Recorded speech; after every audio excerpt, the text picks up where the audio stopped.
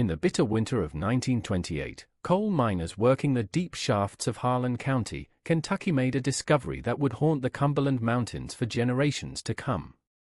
What they unearthed in the abandoned Ashworth property wasn't coal or precious minerals, but the carefully preserved remains of over 40 human beings, arranged in a makeshift laboratory that defied every moral boundary known to civilized society. The Kentucky State Police would later seal those records for nearly 3 decades, desperate to contain a scandal that reached into the highest echelons of the state's medical establishment. Before we descend into this nightmare that plagued eastern Kentucky's coal country, this story isn't for everyone. Only those brave enough to confront the darkest chapters of Appalachian history should continue. If you're ready to join our community of truth seekers who refuse to let these victims be forgotten, hit that subscribe button and let us know in the comments what state you're listening from. We're building a global community of people who believe these stories must be told. The Ashworth family had operated in the shadows of Kentucky's medical community for over a decade, presenting themselves as pillars of their isolated mountain community. Dr. Silas Ashworth, a man whose medical credentials seemed impeccable on paper, had arrived in Harlan County in 1918, just as the Great War was ending and America's coal industry was booming. He brought with him his wife Martha, a woman who would become known throughout the Hollows as the most skilled midwife in 3 counties, and their teenage son Edmund, who showed such promise in the medical arts that local families considered it a blessing to have their children treated by him. What the good people of Harlan County didn't know was that the Ashworth family had been forced to flee their previous home in West Virginia under circumstances that the family would never discuss. Official records from that time period have mysteriously vanished from the Morgantown courthouse, but whispered rumors among the older residents spoke of medical experiments gone wrong and a pattern of unexplained deaths that seemed to follow wherever the family practiced. The Ashworth compound sat on a remote stretch of land 12 miles outside the county seat, accessible only by a winding dirt road that carved through dense forest and steep mountain terrain. The main house, a sprawling 2-story structure built from local timber and stone, projected an air of medical respectability with its clean white exterior and carefully maintained grounds. Behind the main residence stood what appeared to be a modest medical clinic, complete with examining rooms and a small surgical suite that Dr. Ashworth claimed was necessary for treating the serious injuries common in coal mining country. But it was the third building, a stone structure that the family claimed served as cold storage for medical supplies, that would eventually reveal the true nature of their operations. Local delivery men noted that this building always seemed to maintain an unusually low temperature, even during the sweltering Kentucky summers, and that strange chemical odors occasionally drifted from its heavily secured windows. Dr. Ashworth quickly established himself as an indispensable member of the community. Mining accidents were frequent and often severe in those days, and his surgical skills saved lives that would have otherwise been lost to the dangerous working conditions of the deep mountain mines. He charged reasonable fees, accepted payment in coal or crops when families couldn't afford cash, and never turned away a patient regardless of their ability to pay. Within 2 years of his arrival, he had earned the trust and gratitude of virtually every family in the county. Martha Ashworth proved equally valuable to the community. As a midwife, she possessed knowledge and skills that were desperately needed in a region where the nearest hospital was a day's journey over treacherous mountain roads. She delivered hundreds of babies during her decade in Harlan County, and her reputation for saving both mothers and children during difficult births spread throughout eastern Kentucky. Families would travel from adjacent counties to secure her services, and she was often called upon to train younger women in the medical arts. Young Edmund Ashworth seemed to embody the best qualities of both his parents. Intelligent, compassionate, and possessed of steady hands that seemed naturally suited to medical work, he began assisting with surgeries when he was barely 16 years old. Local families considered him a prodigy, and many assumed he would eventually take over his father's practice and continue serving the community for decades to come.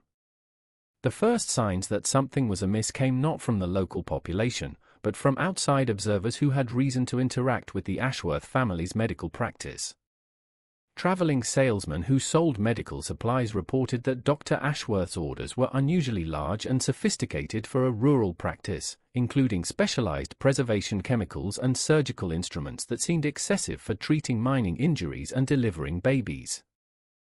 State health inspectors, conducting routine visits to rural medical facilities, noted discrepancies in the family's patient records that they found difficult to explain. The number of deaths recorded in their files seemed disproportionately high compared to other rural practices, and the causes of death often seemed vague or inconsistent with the symptoms described in the early stages of treatment. More troubling still were the reports from families who had sought treatment from the Ashworth family but whose relatives had subsequently disappeared without explanation. These were often transient workers, traveling miners who moved from camp to camp seeking employment, or individuals who had become separated from their families during the economic upheavals that followed the Great War. When these people vanished, it was easy to assume they had simply moved on to seek opportunities elsewhere. But patterns began to emerge that suggested something more sinister was occurring. Multiple witnesses reported seeing the same individuals entering the Ashworth compound who were never seen leaving. Delivery drivers noticed that the stone building behind the main house seemed to receive frequent shipments of lime and other chemicals commonly used in preservation processes, far more than any legitimate medical practice would require. The economic prosperity that followed America's victory in the Great War had created an unprecedented demand for medical education and training. Universities and medical schools across the country were expanding their programs, and there was a critical shortage of anatomical specimens needed for teaching purposes. This shortage had created a lucrative black market in human remains, with legitimate medical institutions willing to pay substantial sums for properly preserved specimens, few questions asked about their origins. It was into this environment that the Ashworth family had positioned themselves perfectly. Their remote location, their unquestioned reputation in the community, and their access to a population of vulnerable individuals created ideal conditions for an operation that would soon expand far beyond anything the local community could have imagined. The trust they had so carefully cultivated was about to become the foundation for a systematic exploitation of human life that would shock even the most hardened investigators who would eventually uncover their crimes. The transformation of the Ashworth family from respected medical practitioners to something far more sinister didn't happen overnight. It was a gradual descent that began with seemingly innocent requests from medical institutions hungry for anatomical specimens. Dr. Silas Ashworth would later claim, during his brief confession before recanting everything, that the first body he sold was that of a vagrant who had died of natural causes while seeking shelter on their property during a harsh winter storm. The University of Louisville Medical School had contacted rural doctors throughout Kentucky, offering substantial payment for properly preserved human remains that could be used for teaching purposes. The letter that arrived at the Ashworth Clinic in the spring of 1920 offered $50 for each specimen, a sum that represented more than most coal miners earned in 2 months of dangerous underground labor. For a family already struggling with the financial pressures of maintaining a rural medical practice, the temptation proved irresistible. Martha Ashworth possessed skills that made their venture particularly profitable. Her training as a midwife included extensive knowledge of anatomy and preservation techniques, skills that she had acquired during her earlier years working in a Cincinnati hospital before her marriage. She understood the chemical processes necessary to maintain specimens in pristine condition, and she had access to the supplies needed for proper preservation through their legitimate medical practice. Edmund Ashworth, despite his youth, proved to be remarkably adaptable to the family's expanding operations. His natural talent for detailed anatomical work, combined with an apparent emotional detachment that his parents initially attributed to scientific curiosity, made him an invaluable assistant in their preservation laboratory. Local families who brought their children to be treated by young Edmund had no idea that those same gentle hands were spending their evenings engaged in activities that would have horrified the entire community. The isolated location of their compound provided perfect cover for their operations.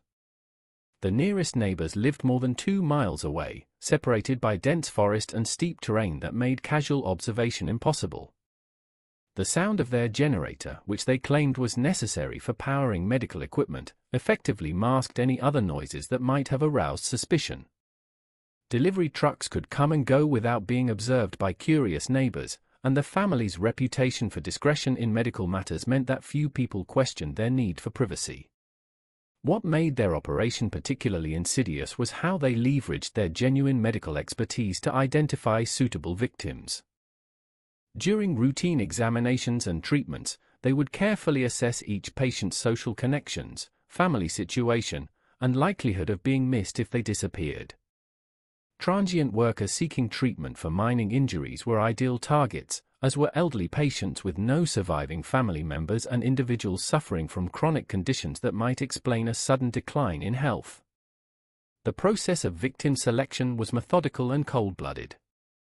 Martha Ashworth maintained detailed records in a leather-bound ledger that she kept locked in a safe behind their main residence. Each potential victim was assigned a code number, and their personal circumstances were documented with clinical precision. The ledger contained information about family connections, employment status, financial resources, and what the family referred to as reliability factors, meaning how likely each person was to be believed if they reported suspicious circumstances. Dr. Ashworth's legitimate medical practice provided the perfect cover for administering substances that would gradually weaken his victims while appearing to treat their ailments.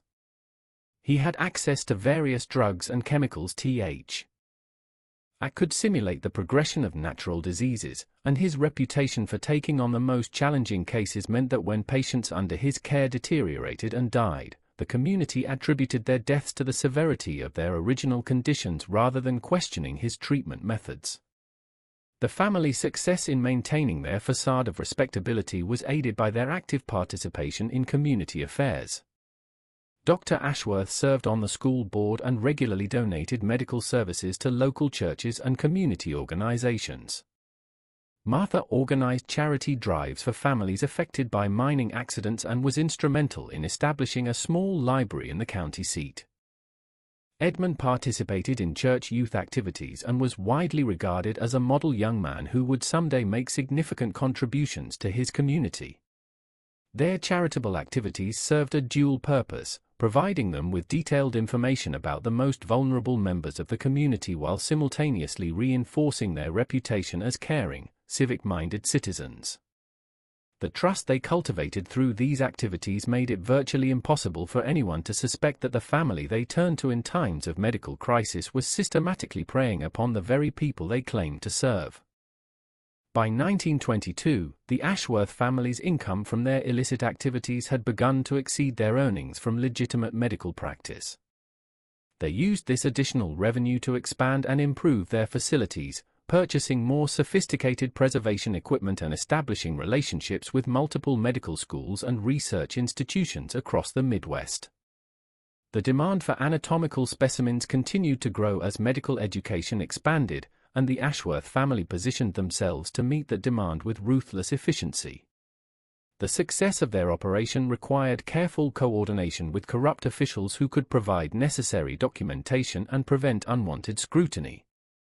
County Coroner Samuel Hayes, a man whose gambling debts made him vulnerable to outside influence, proved willing to sign death certificates without conducting thorough examinations. Sheriff Robert Mills, whose brother worked in the Ashworth Clinic as a maintenance worker, consistently dismissed reports of missing persons as cases of individuals who had simply moved on to seek opportunities elsewhere. This network of corruption and complicity created an environment where the Ashworth family could operate with virtual impunity, confident that their activities would remain hidden from outside investigation. The very institutions that should have protected the community's most vulnerable members had been compromised, leaving the door open for crimes that would soon escalate beyond anything the perpetrators had initially imagined.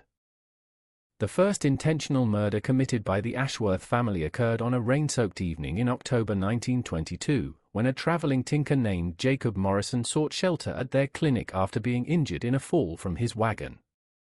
Morrison was exactly the type of victim the family had been seeking, a solitary man with no known relatives, carrying what appeared to be several months' worth of earnings from his trade route through the mountain communities. Dr. Ashworth examined Morrison's injuries, which consisted of a dislocated shoulder and several deep cuts from broken metal containers that had spilled from his wagon. The injuries were serious but not life-threatening, and under normal circumstances, Morrison would have recovered completely within a few weeks. Instead, Dr. Ashworth saw an opportunity that was too valuable to pass up, and he began administering a carefully calculated series of treatments designed to weaken Morrison's system while appearing to provide legitimate medical care. The process took nearly 2 weeks, during which Morrison stayed in a small room behind the clinic that the family reserved for patients requiring extended care. Each day, his condition seemed to worsen despite Dr. Ashworth's apparent efforts to treat him. Martha Ashworth played her role perfectly, expressing concern about Morrison's declining health and suggesting that his injuries might have been more severe than initially apparent. Edmund Ashworth assisted with Morrison's care, learning firsthand how his parents could manipulate a victim's condition while maintaining the appearance of providing treatment.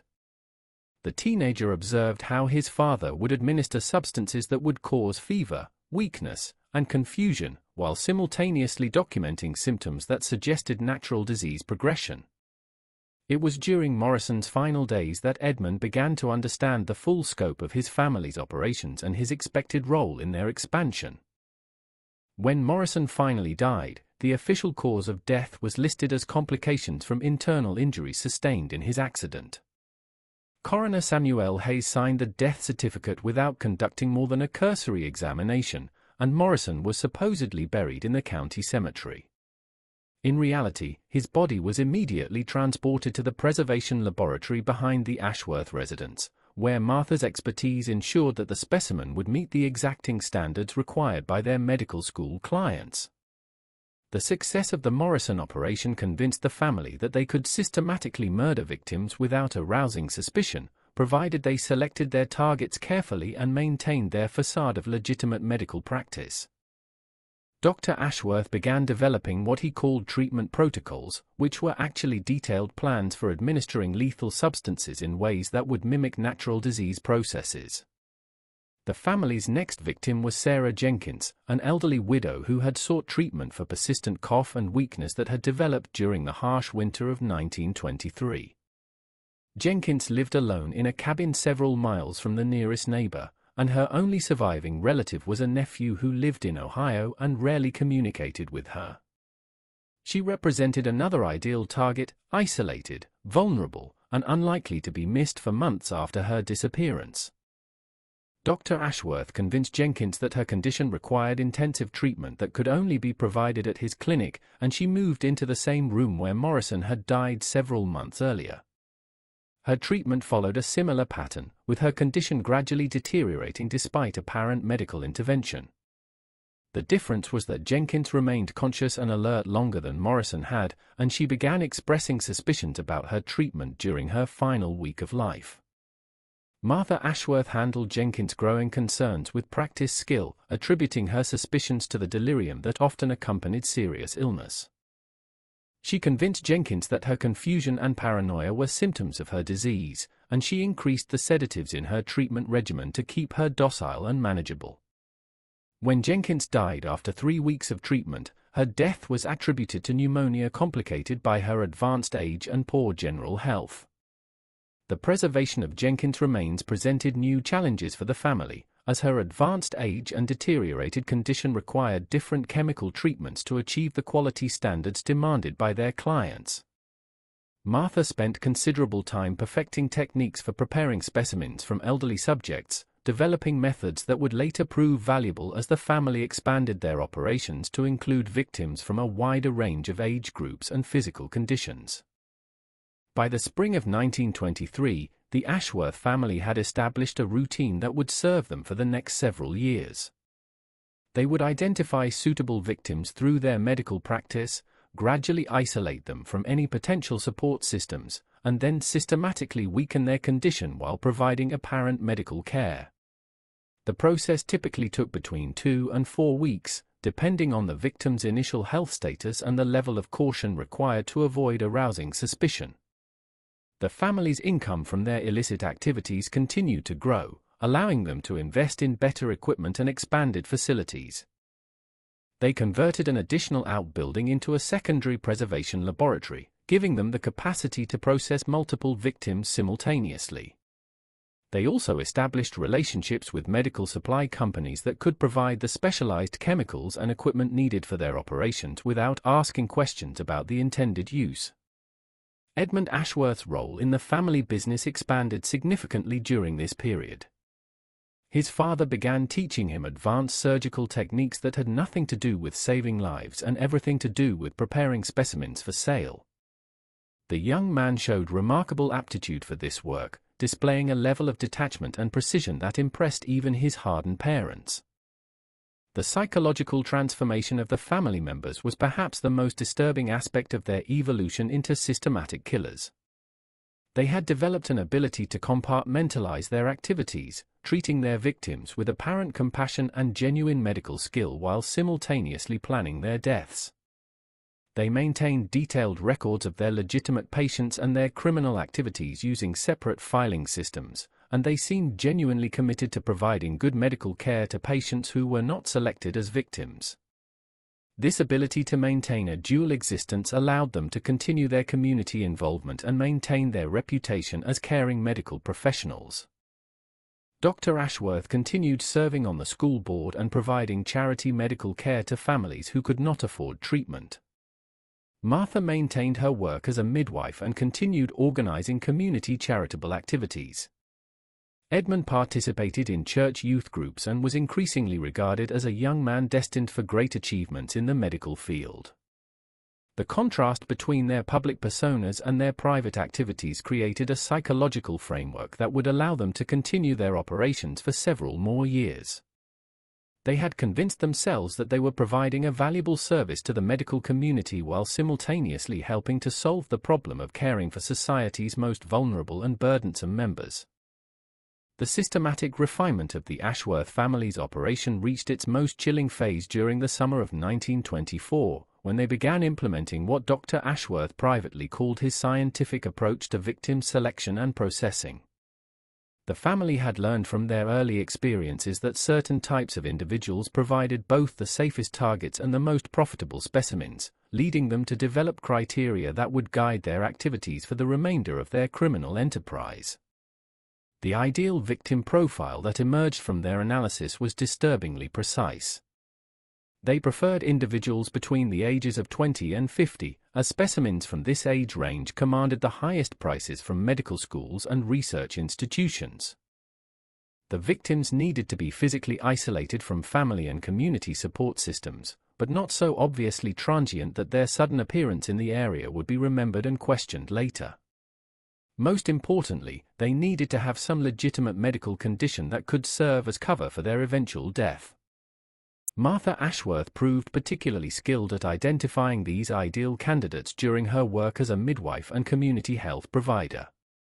Her access to homes throughout the county gave her intimate knowledge of family situations, economic circumstances, and personal relationships that might affect whether someone would be missed. She maintained a separate set of records, disguised as routine medical notes, that actually served as a catalogue of potential victims and their vulnerability assessments. The family's victim selection process became so sophisticated that they began actively cultivating suitable targets months before moving against them. Dr. Ashworth would provide legitimate medical treatment to individuals who met their criteria, gradually building trust and dependency while gathering information about their personal circumstances.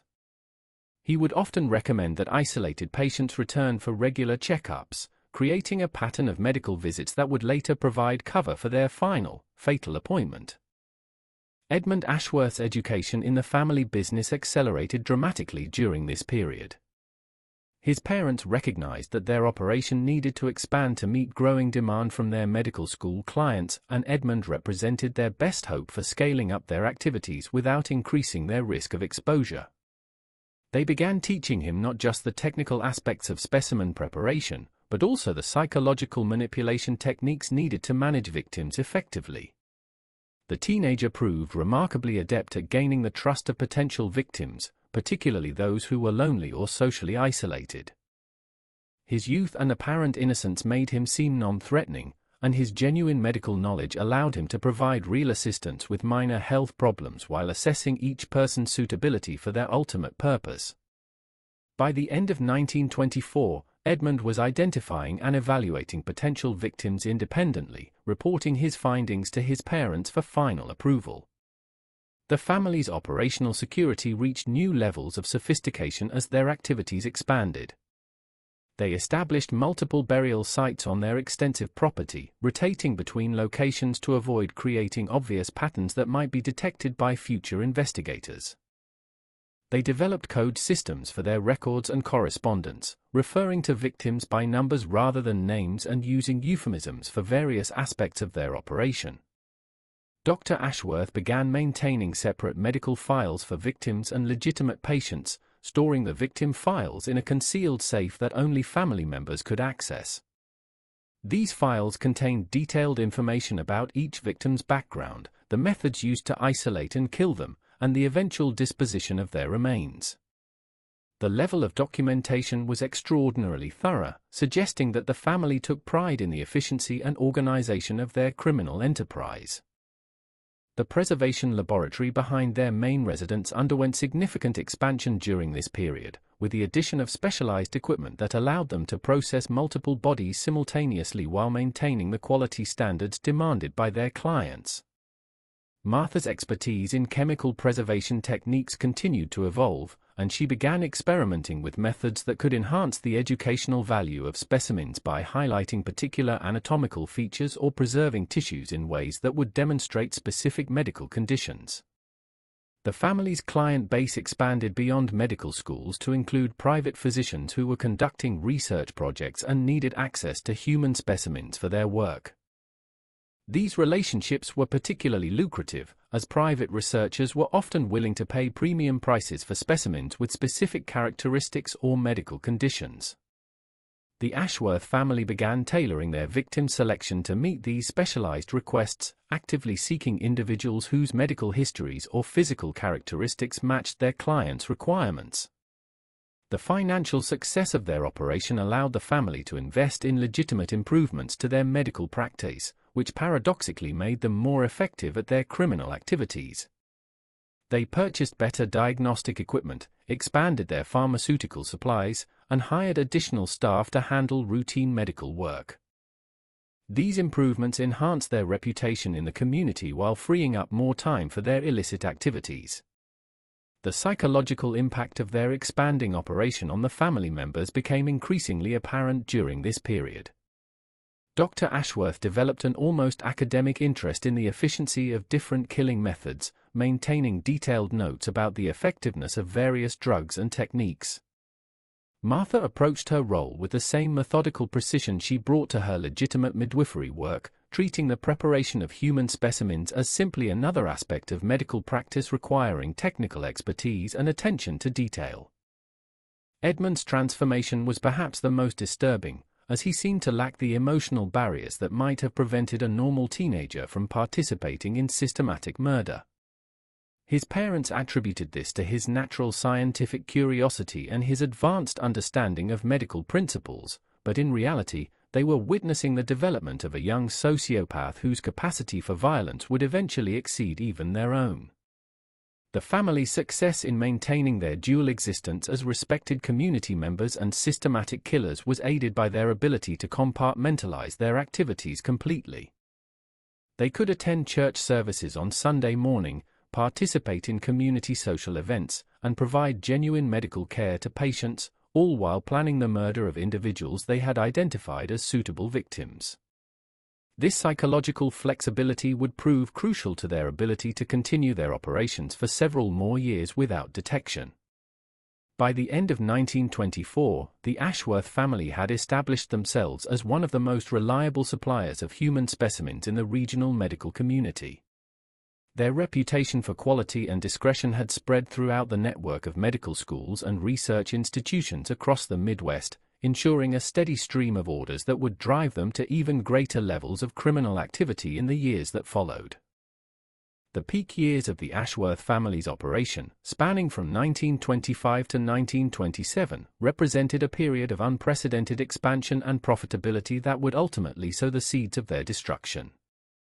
During this time, they transformed from a localized criminal enterprise serving a handful of medical institutions into a regional network that supplied human specimens to universities, research facilities, and private physicians across 5 states.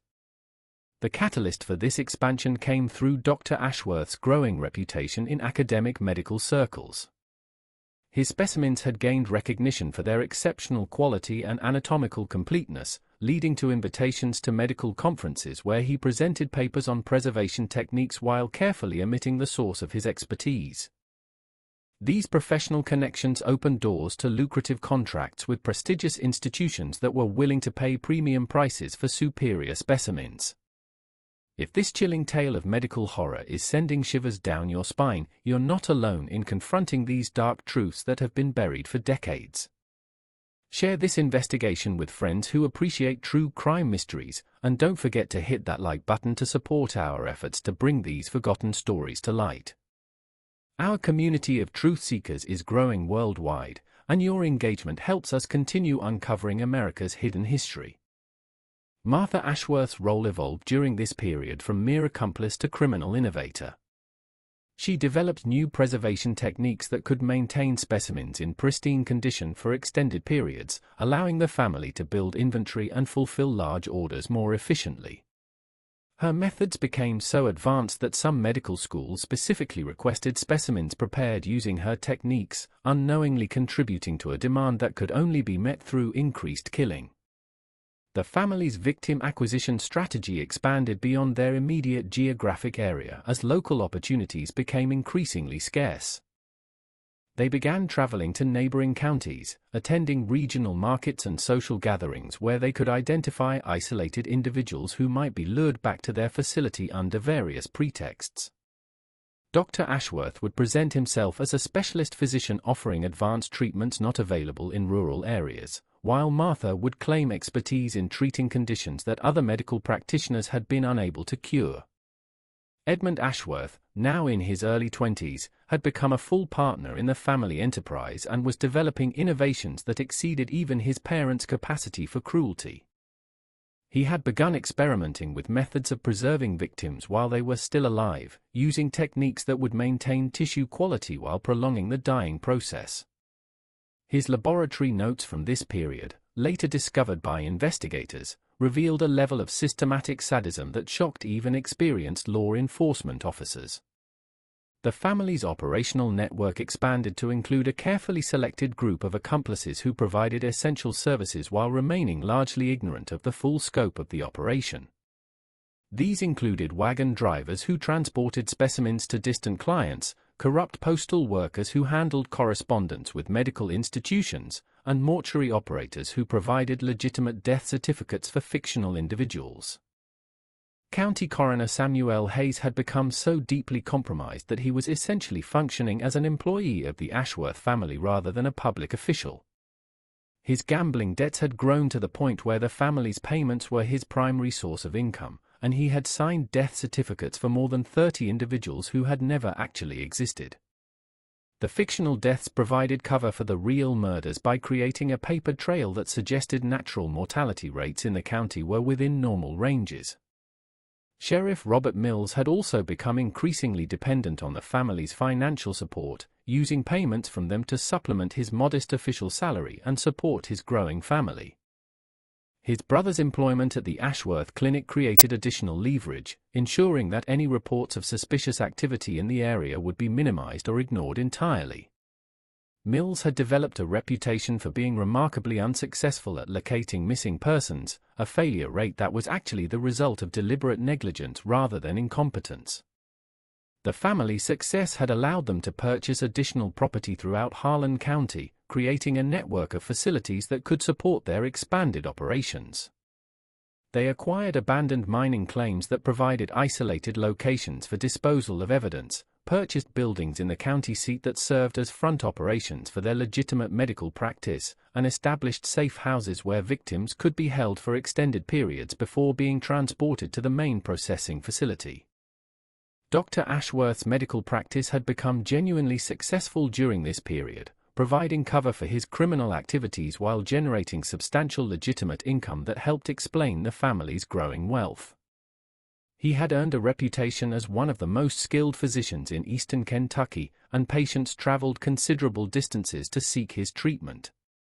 This success created a perfect paradox: the better he became at saving lives in his legitimate practice, the more effective he became at taking them in his criminal enterprise. The psychological toll of their activities manifested differently in each family member. Dr. Ashworth had developed an almost obsessive need to document and categorize every aspect of their operation, maintaining detailed records that would later prove crucial to investigators.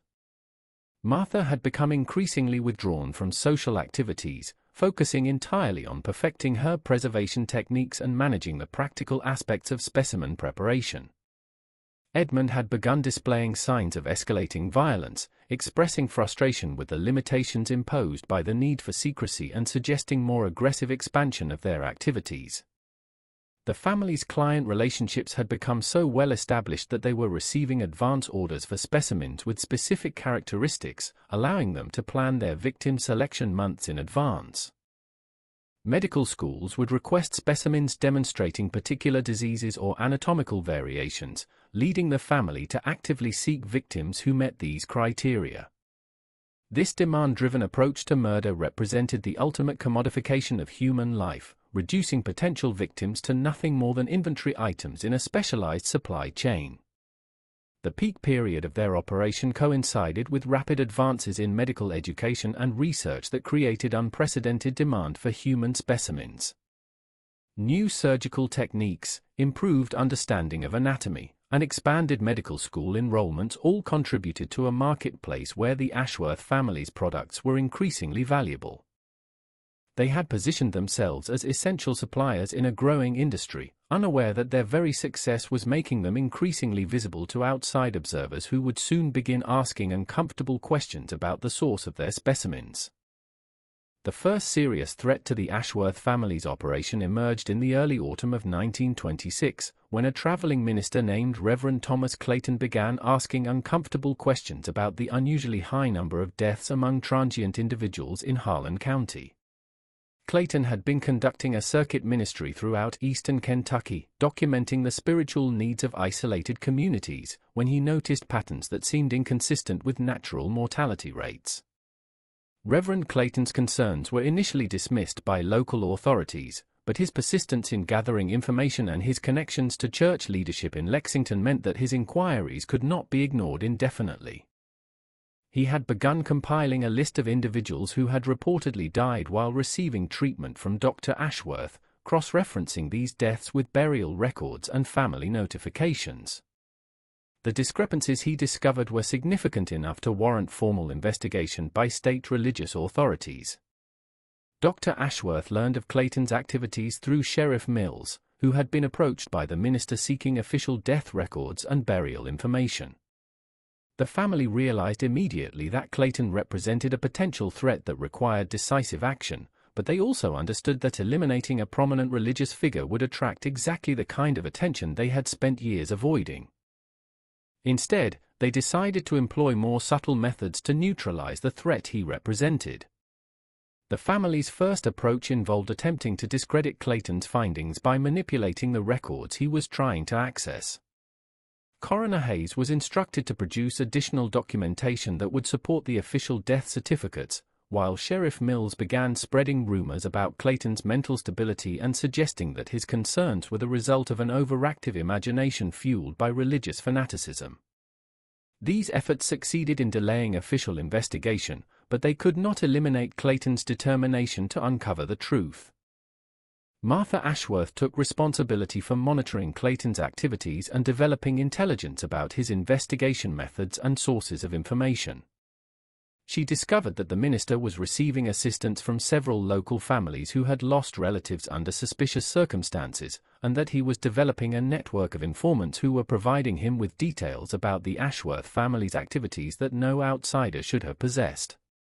The most dangerous aspect of Clayton's investigation was his systematic approach to documenting evidence and his willingness to travel beyond Harlan County to verify information. He had begun visiting neighboring counties to research the backgrounds of individuals who had allegedly died in Dr. Ashworth's care, discovering that many of these people had no traceable history in their supposed places of origin. These findings suggested that the official records were fabricated, a conclusion that could expose the entire network of corruption that protected the family's operation. Edmund Ashworth advocated for eliminating Clayton directly, arguing that the minister's death could be arranged to appear accidental and that the family had the resources and connections necessary to avoid serious investigation. However, Dr. Ashworth recognized that Clayton's prominence in religious circles and his connections to state church leadership made him too visible a target for direct action. Instead, they decided to focus on eliminating the sources of information that were feeding Clayton's investigation. The family's response to the Clayton threat involved systematically identifying and silencing the individuals who were providing information to the minister. This campaign of intimidation and elimination marked a significant escalation in their criminal activities, as they moved beyond targeting isolated victims to attacking people who were integrated into the local community and whose disappearances would be noticed and investigated. The first target in this campaign was Mary Sullivan, an elderly woman whose brother had died while receiving treatment from Dr. Ashworth several months earlier. Sullivan had been asking questions about the circumstances of her brother's death and had shared her suspicions with Reverend Clayton during one of his visits to the area. Her concerns were based on inconsistencies between the symptoms her brother had reported during his final weeks and the cause of death listed on his official death certificate. Sullivan's elimination required careful planning, as she was well known in the community and maintained regular contact with several neighbors and family members. The family decided to stage her death as the result of a fall at her isolated cabin, but they needed to ensure that her body would be discovered quickly enough to prevent decomposition from revealing evidence of foul play. Edmund was assigned responsibility for the actual killing, while his parents created alibis and prepared to respond to the inevitable investigation. The murder of Mary Sullivan was executed with the same methodical precision that characterized all of the family's criminal activities. Edmund visited her cabin under the pretense of conducting a routine medical checkup, administered a substance that would cause rapid unconsciousness followed by respiratory failure, and then arranged the scene to suggest an accidental fall.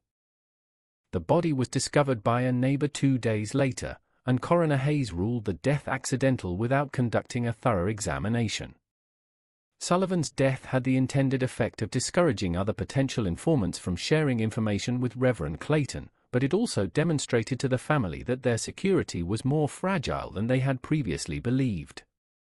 The fact that community members were observing their activities closely enough to develop suspicions meant that their operational security needed to be significantly enhanced to prevent future threats. The family implemented new security measures that included more sophisticated surveillance of their property, improved methods for detecting and monitoring potential threats, and enhanced coordination with their network of corrupt officials. They also began developing contingency plans for rapidly evacuating their facilities and destroying evidence if their operation was compromised by outside investigation. Dr. Ashworth's paranoia reached new levels during this period, as he became convinced that they were being watched by investigators who had not yet revealed themselves. He began varying his daily routines, avoiding predictable patterns that might make him vulnerable to surveillance, and instructing his family members to report any unusual activities or unfamiliar individuals in their area. This heightened state of alert would prove prophetic, as unknown to the family, their activities were indeed being observed by individuals who would soon pose a much greater threat than Reverend Clayton ever had. The successful elimination of immediate threats had convinced the family that they could continue their operation indefinitely, provided they maintained appropriate security measures and remained vigilant against potential exposure. They had no way of knowing that their responses to the Clayton investigation had actually attracted the attention of investigators who possessed resources and authority far beyond anything they had previously encountered, setting the stage for a confrontation that would ultimately destroy everything they had built. The investigation that would ultimately expose the Ashworth family's criminal enterprise began not with local law enforcement, but with a routine audit conducted by the Kentucky State Medical Board in the spring of 1927. Dr. Harrison Webb, a distinguished physician from Louisville who served as the board's chief investigator, had been assigned to review rural medical practices throughout eastern Kentucky as part of a statewide effort to improve healthcare standards in underserved areas. Dr. Webb's initial visit to the Ashworth Clinic was intended to be a routine inspection focusing on facilities, record-keeping, and compliance with state medical regulations.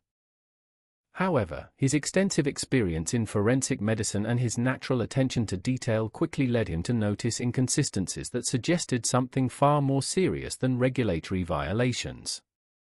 The sheer volume of deaths recorded in the Ashworth family's patient files was statistically anomalous, even accounting for the dangerous working conditions prevalent in coal mining communities. What truly captured Webb's attention was the pattern of deaths among patients who had no apparent connection to the mining industry. The official records showed an unusual number of fatalities among elderly individuals, transient workers, and people suffering from chronic conditions that were rarely fatal when properly treated.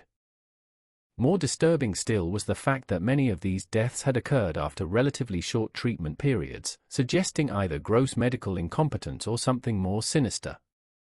Dr. Webb's medical expertise allowed him to recognize that the symptoms described in Dr. Ashworth's patient files were often inconsistent with the reported causes of death. He observed patterns that suggested systematic poisoning rather than natural disease progression, and he noted that the family's pharmaceutical orders included unusual quantities of substances that had limited legitimate medical applications but could be used to induce various symptoms or accelerate death. The state investigator's presence in Harlan County created immediate anxiety for the Ashworth family, who recognized that Webb posed a fundamentally different type of threat than Reverend Clayton had represented. While Clayton's investigation had been driven by moral outrage and religious conviction, Webb possessed the scientific knowledge and legal authority necessary to expose their operation through careful analysis of evidence that they could not easily manipulate or destroy.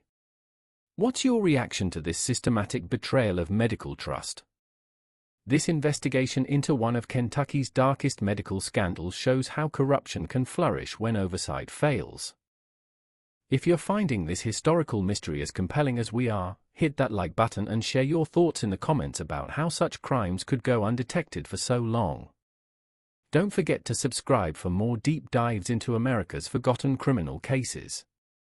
Dr. Ashworth attempted to manage the threat posed by Webb's investigation through a combination of misdirection and charm offensive. He provided extensive tours of his facilities, emphasizing the challenges of providing medical care in such a remote and economically disadvantaged area. He presented detailed explanations for the high mortality rates, attributing them to delayed treatment, patient noncompliance, and the advanced stages of disease that were common when people finally sought medical attention. Martha Ashworth played a crucial supporting role in these efforts, presenting herself as a dedicated healthcare provider who had sacrificed personal comfort to serve the community's most vulnerable members. She provided Webb with detailed accounts of difficult cases and challenging conditions, emphasizing the family's commitment to providing care regardless of patients' ability to pay. Her performance was convincing enough to initially deflect some of Webb's suspicions. Edmund Ashworth's presence during the investigation created additional complications for the family. His youth and apparent medical expertise initially impressed Webb, but the investigator began to notice subtle inconsistencies in Edmund's responses to questions about specific cases and treatment protocols. The young man's detailed knowledge of preservation techniques and anatomical preparation methods seemed excessive for someone supposedly focused on rural medical practice.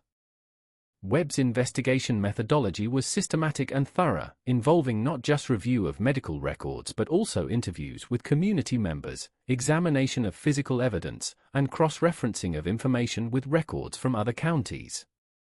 He discovered that several individuals who had allegedly died in Dr. Ashworth's care had no verifiable existence prior to their appearance in Harlan County, suggesting that false identities were being used to conceal the true number of victims. The investigator's most significant breakthrough came when he identified discrepancies in the family's pharmaceutical purchasing records. The quantities of certain chemicals and drugs being ordered far exceeded what any legitimate rural practice would require, and some of the substances had no apparent medical applications for the conditions supposedly being treated. Webb recognized that these materials could be used for specimen preservation, leading him to suspect that the family might be involved in illegal trafficking of human remains. Sheriff Mills's attempts to obstruct Webb's investigation only served to confirm the investigators' growing suspicions.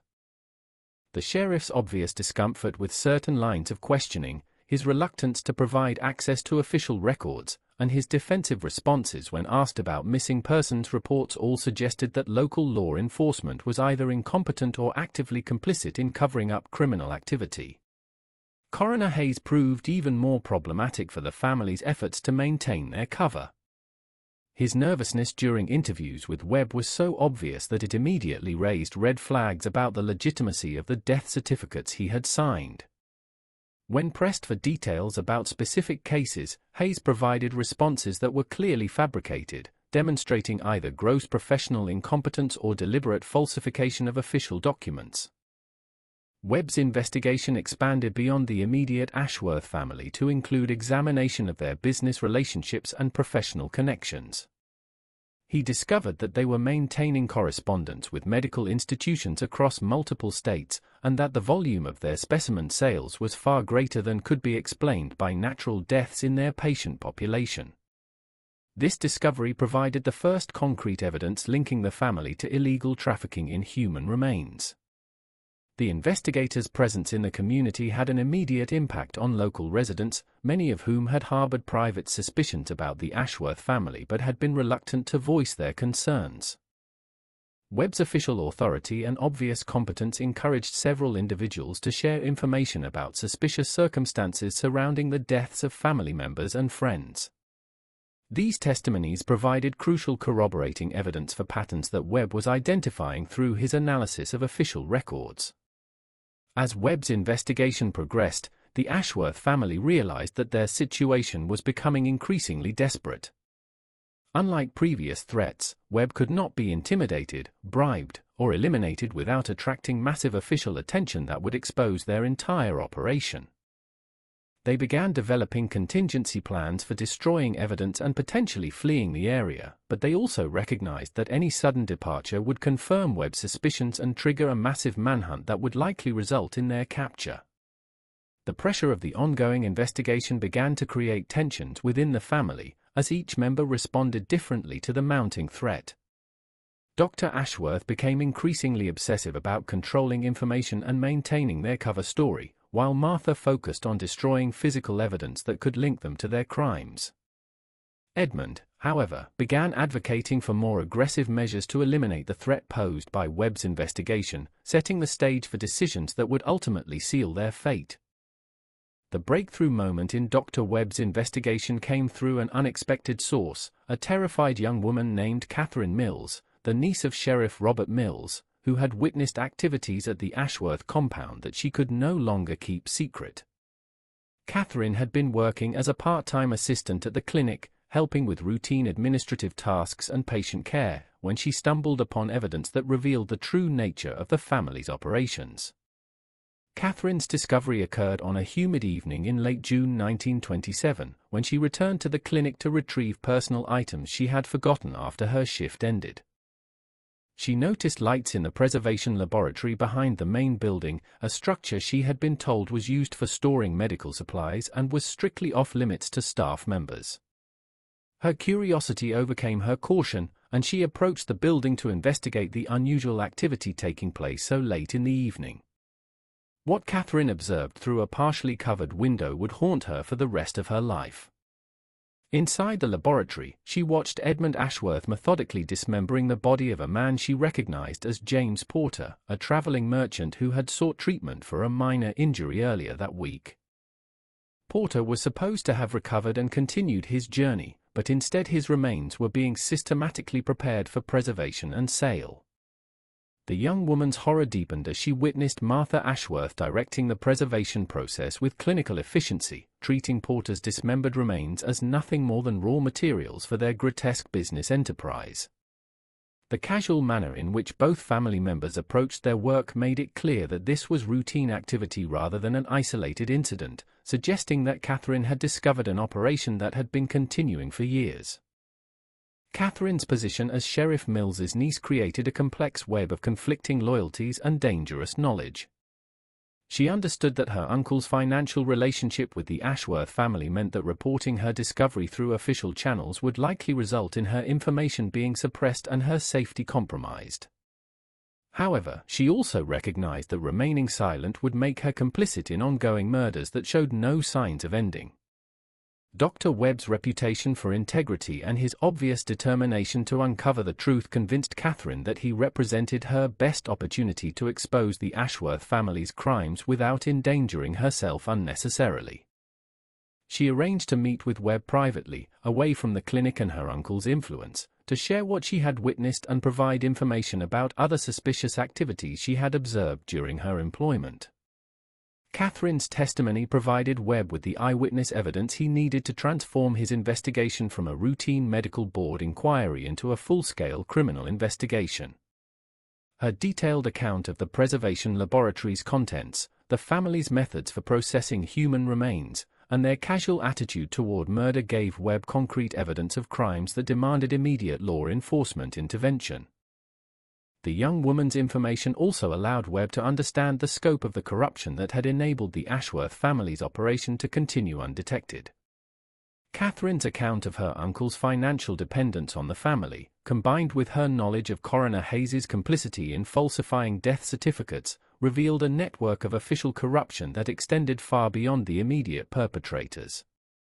Webb recognized that Catherine's safety was now paramount, as her knowledge of the family's operation made her an immediate target for elimination. He arranged for her to be relocated to Louisville under the protection of state authorities while he gathered additional evidence and prepared to move against the Ashworth family. This decision proved prescient, as the family had indeed identified Catherine as a potential threat and were developing plans to silence her permanently. Edmund Ashworth's response to the discovery of Catherine's betrayal revealed the extent to which his capacity for violence had evolved beyond even his parents' expectations.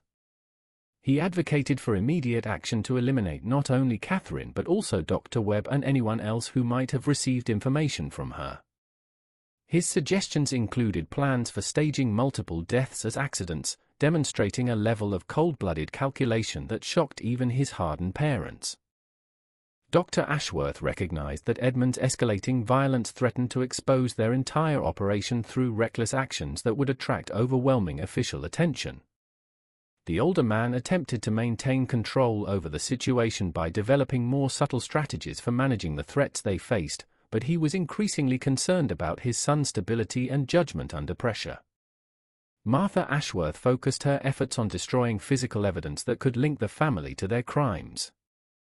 She began systematically eliminating records, disposing of preserved specimens, and dismantling equipment that could provide forensic evidence of their activities. Her methodical approach to evidence destruction demonstrated the same attention to detail that had made her such an effective partner in the family's criminal enterprise. The family's desperate attempts to cover their tracks were complicated by the sheer scope of their operation and the physical evidence it had generated over nearly a decade of criminal activity. Years of murders had created a massive trail of evidence that could not be eliminated quickly or completely, and their frantic efforts to destroy records and specimens actually created additional evidence of their guilt. Webb's investigation accelerated rapidly once he had Catherine's testimony to guide his efforts. He obtained warrants to search the Ashworth property and began coordinating with federal authorities who had jurisdiction over interstate trafficking in human remains. The involvement of federal investigators brought resources and expertise that the family had never previously encountered, making their situation increasingly hopeless. Sheriff Mills's position became untenable as Webb's investigation revealed the extent of his corruption and complicity in the Ashworth family's crimes. His attempts to obstruct the investigation only served to provide additional evidence of his guilt, and his obvious panic when confronted with specific accusations confirmed Webb's suspicions about the depth of official corruption in Harlan County. Coroner Hayes's complete collapse under questioning provided Webb with detailed information about the false death certificates and the systematic falsification of official records that had enabled the family's operation. Hayes's confession implicated numerous other officials and revealed the extent to which the Ashworth family had corrupted local government institutions to protect their criminal enterprise. The family's realization that their operation was about to be exposed triggered desperate planning for escape attempts that would ultimately prove futile. Their decade of criminal activity had made them wealthy but had also created extensive evidence trails and witness testimony that would make successful flight virtually impossible. The very success that had convinced them of their invulnerability was now ensuring their destruction, as investigators closed in on a network of corruption and murder that had operated with impunity for far too long. The confrontation between Dr. Webb's investigation team and the Ashworth family reached its climactic phase on the morning of August 15, 1927, when federal marshals and state investigators executed coordinated search warrants on all properties associated with the family's operation. The raids were carefully planned to prevent the destruction of evidence and to ensure the safety of law enforcement personnel who were entering what had become essentially a fortified criminal compound. The primary search team approached the main Ashworth residence before dawn, hoping to catch the family unprepared and prevent any last-minute attempts to destroy crucial evidence. However, Dr. Ashworth had been monitoring the investigation's progress through his network of informants and had anticipated that raids were imminent. The family had spent the previous week implementing their emergency protocols, destroying the most incriminating records while preparing defensive measures designed to delay law enforcement access to their facilities. Edmund Ashworth's response to the approaching investigators revealed the full extent of his transformation from a promising young medical student into a calculating killer willing to use extreme violence to protect the family's operation. He had positioned himself in the preservation laboratory with several firearms and had rigged explosive devices designed to destroy evidence while potentially eliminating anyone who attempted to enter the building. The standoff that developed when investigators discovered Edmund's defensive preparations lasted nearly 6 hours and required the intervention of specialized federal negotiators who had experience dealing with armed criminals in fortified positions. Edmund's demands during the negotiations revealed his complete disconnection from reality, as he insisted that the family's activities were legitimate medical research that was being persecuted by ignorant authorities who failed to understand the scientific value of their work. Dr. Ashworth's attempts to manage the crisis demonstrated both his intelligence and his fundamental miscalculation of the situation they faced. He tried to negotiate a surrender that would allow the family to destroy the most incriminating evidence in exchange for cooperation with the investigation, apparently believing that his reputation and community standing would provide some protection against the most serious charges. Martha Ashworth's behavior during the raids provided investigators with crucial insights into the psychological dynamics that had enabled the family's criminal enterprise to continue for so long.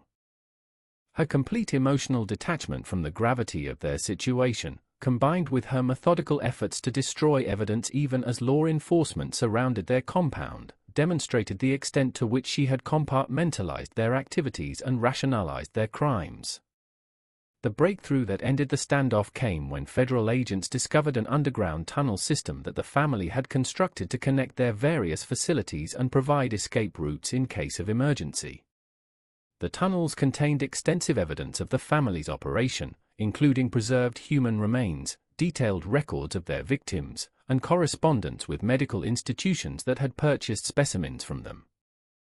Edmund's capture occurred when he attempted to use one of the escape tunnels to reach a vehicle hidden in the forest behind their property.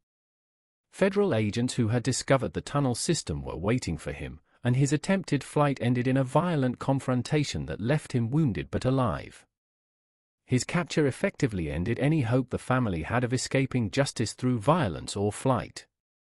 The evidence recovered during the raids exceeded even Dr. Webb's expectations for the scope and systematic nature of the family's criminal enterprise.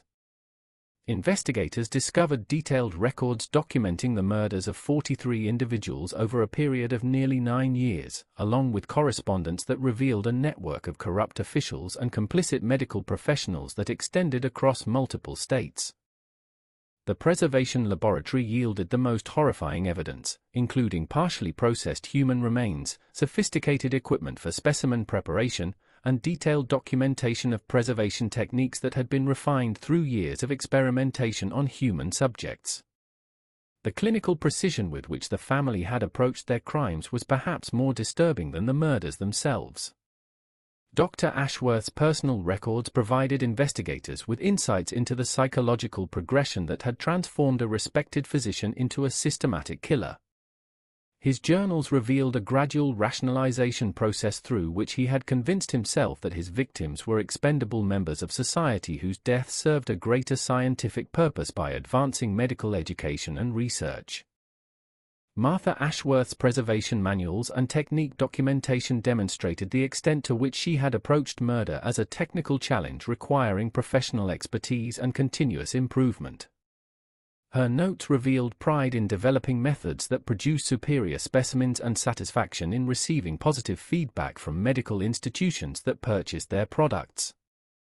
The financial records discovered during the raids revealed that the family's criminal enterprise had generated enormous profits, with income from specimen sales far exceeding their earnings from legitimate medical practice. The systematic nature of their record-keeping demonstrated that they had operated their murder business with the same attention to detail and professional management that characterized successful legitimate enterprises. The corruption network that had enabled the family's operation began unraveling immediately after their arrests, as Sheriff Mills, Coroner Hayes, and numerous other officials faced charges for their roles in covering up the crimes. The extent of official complicity shocked state authorities and led to comprehensive reforms in oversight and accountability systems for rural law enforcement and medical regulation. The investigation's revelations about the family's client base created scandals at medical institutions across the Midwest, as universities and research facilities were forced to acknowledge that they had been purchasing specimens from illegal sources without conducting adequate verification of their origins. Several prominent medical professionals faced criminal charges for their knowing participation in the illegal specimen trade. The psychological evaluations conducted on the family members after their arrest revealed different patterns of mental illness and moral corruption that had enabled their crimes. Dr. Ashworth was diagnosed with narcissistic personality disorder combined with sociopathic tendencies that had been exacerbated by financial pressures and professional frustrations. Martha showed signs of severe compartmentalization that had allowed her to separate her criminal activities from her sense of moral responsibility. Edmund's psychological profile was the most disturbing, revealing signs of psychopathy that had been developing since childhood but had been channeled into apparently productive medical activities until the family's criminal enterprise provided an outlet for his violent impulses. Mental health professionals who examined him concluded that his capacity for violence far exceeded anything his parents had demonstrated, suggesting that their operation would have become even more brutal if it had continued under his eventual leadership. The full scope of the Ashworth family's crimes would not be completely understood until months of investigation had uncovered all the evidence and identified all the victims, but the initial discoveries during the August raids provided enough evidence to ensure that justice would finally be served for the dozens of innocent people whose lives had been destroyed by their systematic greed and calculated cruelty. The aftermath of the Ashworth family's arrest sent shockwaves throughout the medical community and law enforcement agencies across the Southeast, as investigators began the painstaking process of cataloging evidence and identifying victims whose remains had been scattered across multiple states. The sheer volume of documentation recovered from the family's compound revealed a criminal enterprise that had operated with business-like efficiency and terrifying attention to detail. Federal investigators working alongside Dr. Webb discovered that the family's victim identification system was so comprehensive that they had maintained detailed biographical information about each person they murdered, including photographs, personal effects, and family histories that had been collected during the process of gaining their victims' trust. This macabre archive would prove crucial in notifying families and providing closure for relatives who had spent years wondering about the fate of missing loved ones. The identification process was complicated by the fact that many victims had been transient individuals with limited family connections, exactly the type of people the Ashworth family had targeted because their disappearances were unlikely to trigger intensive searches. However, the family's obsessive record-keeping meant that investigators could piece together the identities and backgrounds of nearly all 43 confirmed victims. The forensic examination of the preservation laboratory revealed evidence of experimental techniques that suggested the family had been using their victims as subjects for testing new methods of specimen preparation. Dr. Ashworth's notes indicated that he had been developing preservation techniques that could maintain tissue samples in various states of decomposition, apparently seeking to create specimens that would demonstrate different stages of disease progression for educational purposes. These experiments had involved keeping some victims alive for extended periods while subjecting them to various chemical treatments designed to test their effects on living tissue. The clinical documentation of these procedures provided evidence of torture and systematic sadism that went far beyond the financial motivations that had initially driven the family's criminal activities. Edmund Ashworth's capture and subsequent interrogation provided investigators with detailed information about the family's operational methods and future plans.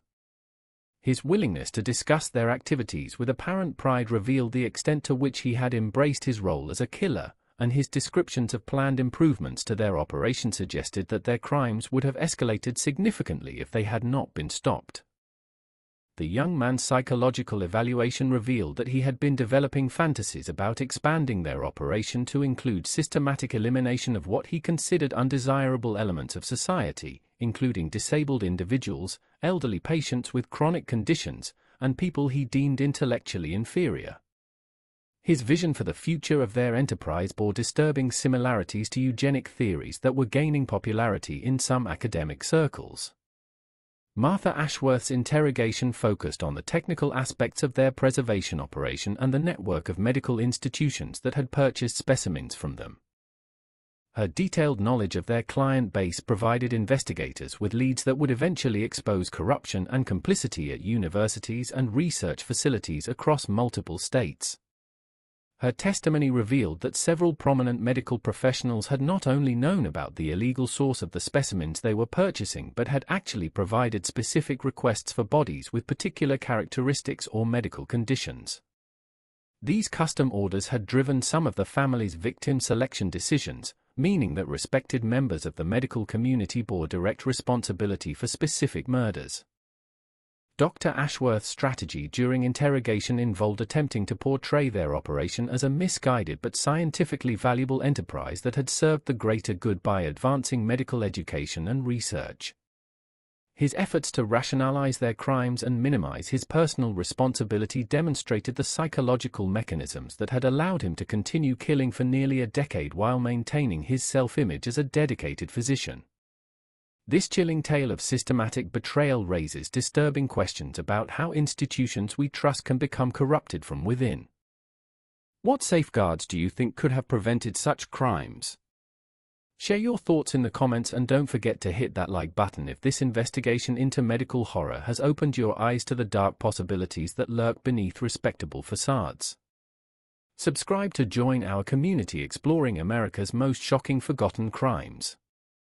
The legal proceedings that followed the family's arrest became one of the most closely watched criminal cases in Kentucky history, as prosecutors worked to build comprehensive cases against not only the primary perpetrators but also the network of accomplices and enablers who had made their operation possible. The complexity of the charges and the interstate nature of many of the crimes required coordination between federal and state authorities that tested the limits of existing legal frameworks. Sheriff Robert Mills's arrest and prosecution revealed the extent to which local law enforcement had been compromised by the family's operation. His financial records showed regular payments from Dr. Ashworth that coincided with the suppression of missing persons reports and the deliberate mishandling of investigations into suspicious deaths. His betrayal of his oath and his community's trust made him a symbol of the institutional corruption that had enabled the murders to continue.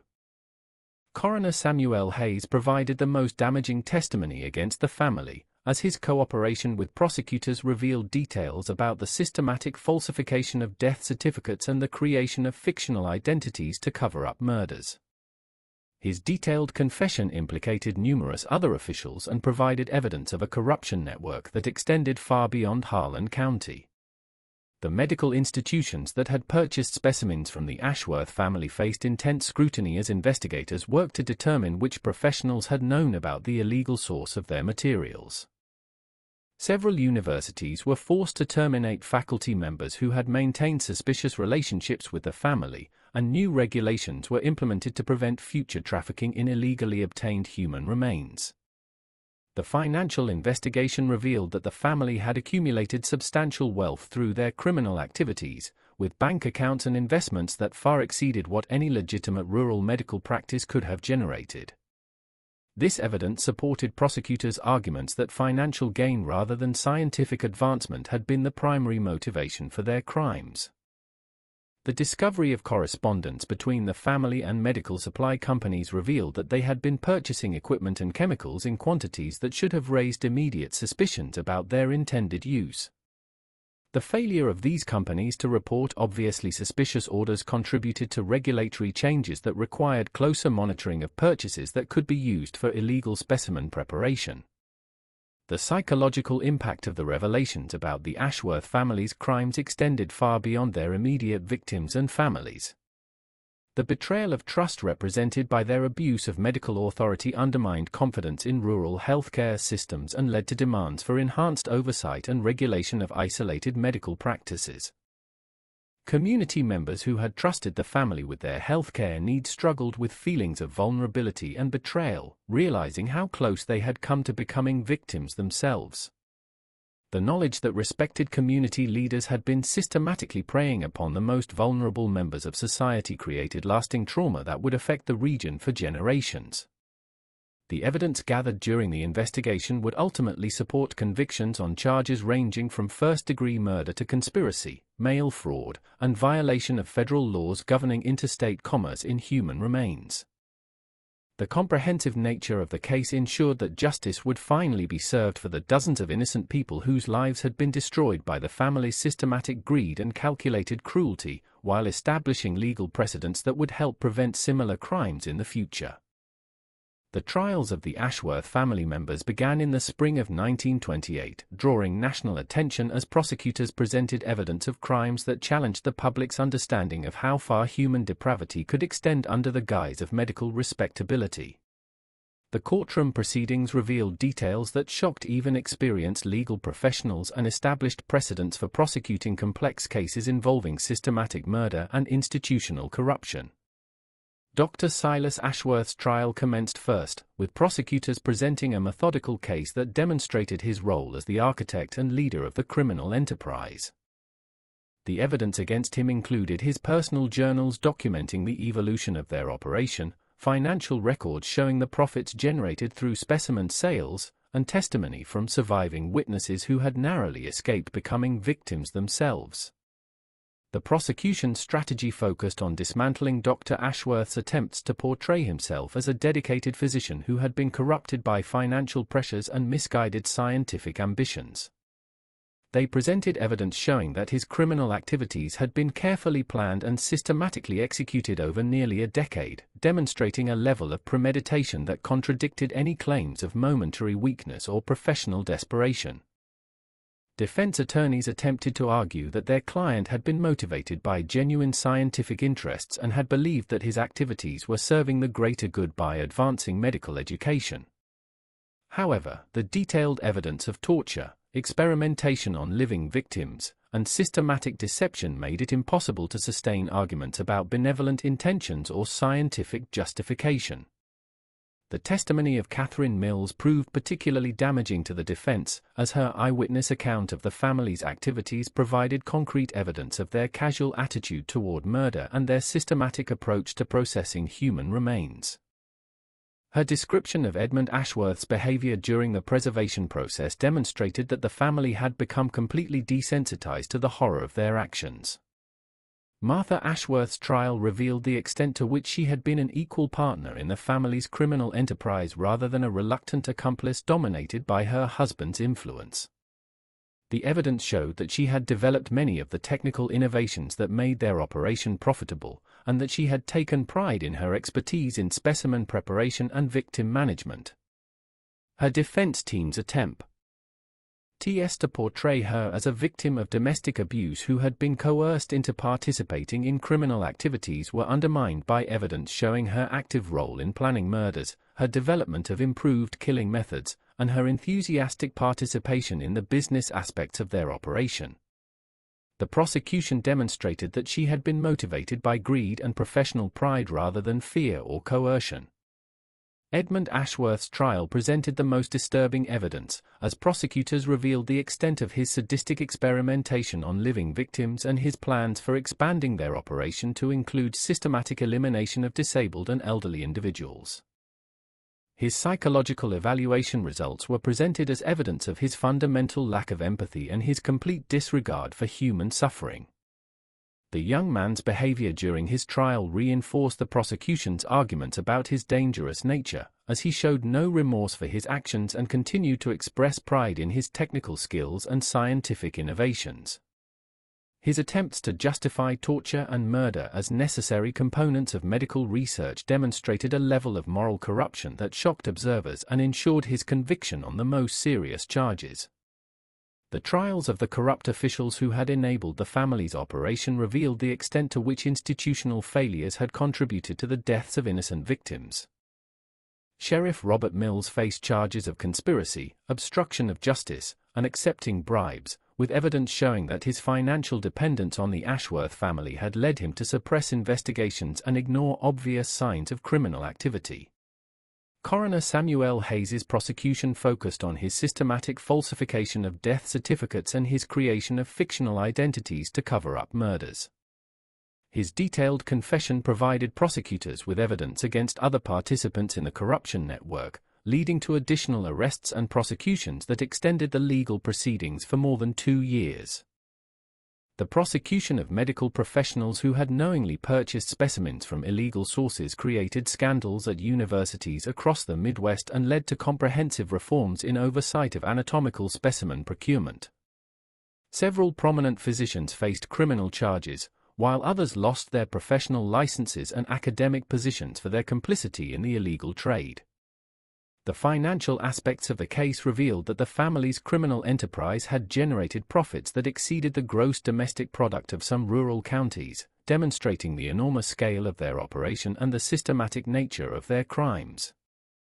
Asset forfeiture proceedings recovered substantial sums that were used to compensate victims' families and fund improvements to rural law enforcement capabilities. The legal precedents established during the Ashworth trials influenced criminal law for decades, particularly in areas related to medical ethics, institutional corruption, and interstate trafficking in human remains.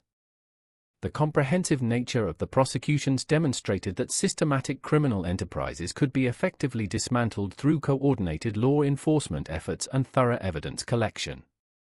The sentencing phase of the trials provided opportunities for family members of victims to confront the perpetrators and express the impact that their crimes had had on surviving relatives and communities. These victim impact statements revealed the lasting trauma caused by the family's betrayal of trust and the ongoing effects of their systematic predation on vulnerable individuals. Dr. Ashworth received multiple life sentences without the possibility of parole, ensuring that he would never again have the opportunity to harm innocent people. The judge's comments during sentencing emphasized the particular heinousness of crimes committed by medical professionals who had violated their oath to do no harm and had systematically betrayed the trust placed in them by their community. Martha Ashworth also received life sentences, with the court emphasizing her active role in planning and executing murders rather than treating her as a secondary participant in her husband's crimes. The evidence of her technical innovations and her pride in developing improved killing methods demonstrated a level of culpability that warranted the most severe possible punishment. Edmund Ashworth's sentencing proved most controversial, as his youth led some observers to argue for the possibility of rehabilitation despite the overwhelming evidence of his sadistic nature and complete lack of remorse. However, the judge concluded that the systematic nature of his crimes and his expressed intentions to continue and expand the family's operation made him too dangerous to ever be released from custody. The broader impact of the Ashworth trials extended far beyond the criminal justice system, leading to comprehensive reforms in medical education, rural healthcare oversight, and law enforcement coordination that were designed to prevent similar crimes in the future. The systematic nature of the family's operation and the institutional failures that had enabled their crimes created a framework for understanding and preventing complex criminal enterprises that involved corruption of trusted institutions and professionals. The final chapter of the Ashworth family's reign of terror closed not with their convictions, but with the lasting changes their crimes brought to American medicine and law enforcement. The comprehensive reforms implemented in the wake of their trials transformed how medical institutions procured anatomical specimens, how rural healthcare was regulated, and how law enforcement agencies coordinated investigations across jurisdictional boundaries. The Kentucky State Medical Board implemented the most sweeping changes, establishing mandatory reporting requirements for all specimen acquisitions and creating oversight committees that would review unusual mortality patterns in rural practices. Dr. Harrison Webb was appointed to lead a new investigative division specifically designed to identify and prevent systematic abuse of medical authority, ensuring that future crimes could not continue undetected for years. Medical schools across the nation were forced to implement new verification procedures for specimen procurement, requiring detailed documentation of the source and legal status of all human remains used for educational purposes. The Ashworth scandal had revealed that prestigious institutions had been inadvertently funding murder through their willingness to purchase specimens without asking difficult questions about their origins. The financial investigation had revealed that several medical supply companies had profited from the illegal trade by providing equipment and chemicals that had no legitimate use in rural medical practice. New federal regulations required these companies to report suspicious orders and maintain detailed records of customers who purchased materials that could be used for specimen preparation or preservation. The corruption that had enabled the Ashworth family's operation led to comprehensive reforms in rural law enforcement oversight. Sheriff departments in isolated counties were required to maintain more detailed records and submit regular reports to state authorities, while coroner positions were restructured to require medical training and independent oversight of death certificate procedures. The psychological impact of the Ashworth revelations extended far beyond the immediate victims and their families. The knowledge that respected medical professionals could systematically prey upon vulnerable patients undermined trust in healthcare institutions and led to demands for enhanced patient rights and advocacy programs designed to protect isolated individuals from exploitation.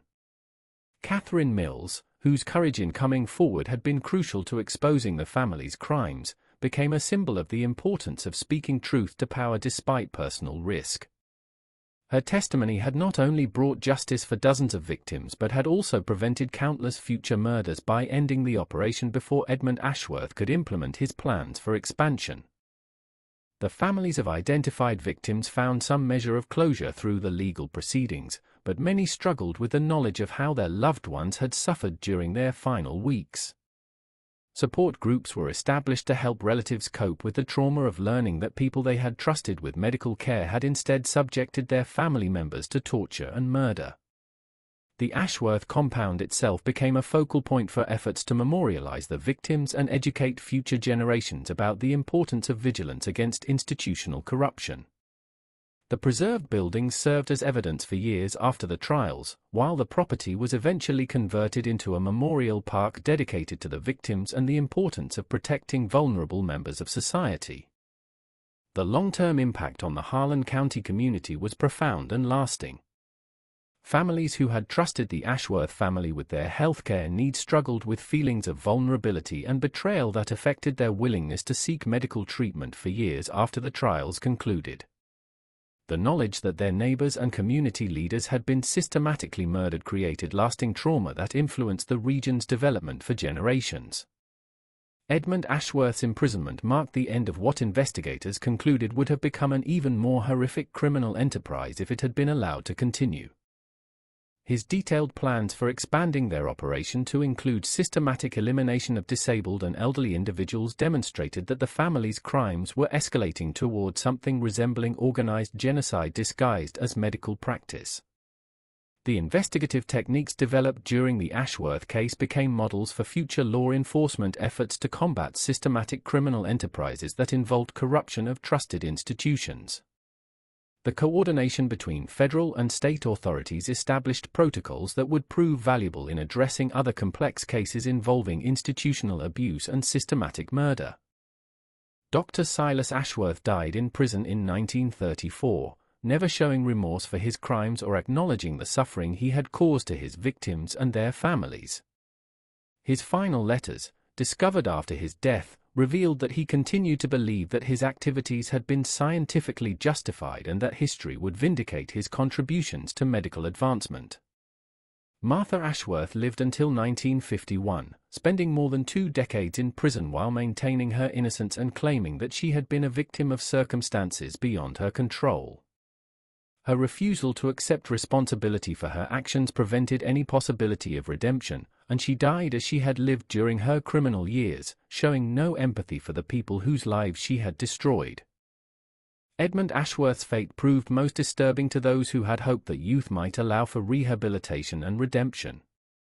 He remained in prison until his death in 1967, never expressing remorse and continuing to advocate for eugenic theories that justified systematic elimination of people he considered inferior.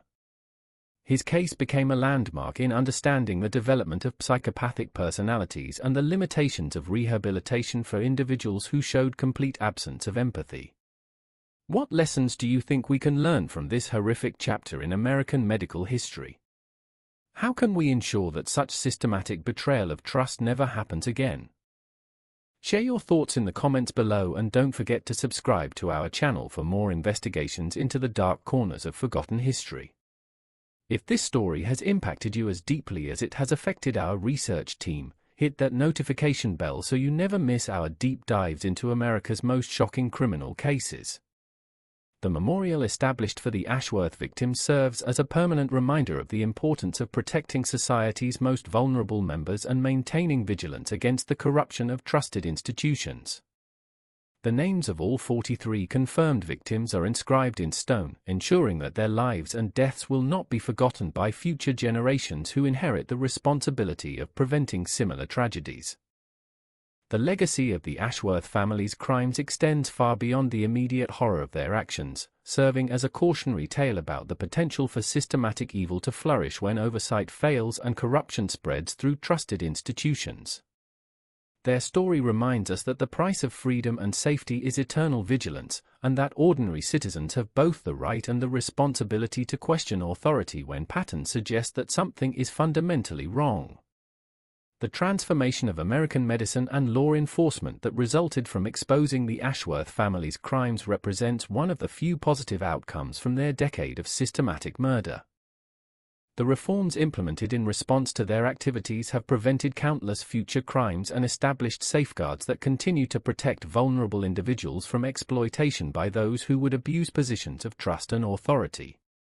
The final lesson of the Ashworth family saga is that justice, while sometimes delayed, can ultimately prevail when brave individuals are willing to speak truth to power and when institutions are capable of learning from their failures and implementing meaningful reforms to prevent future tragedies.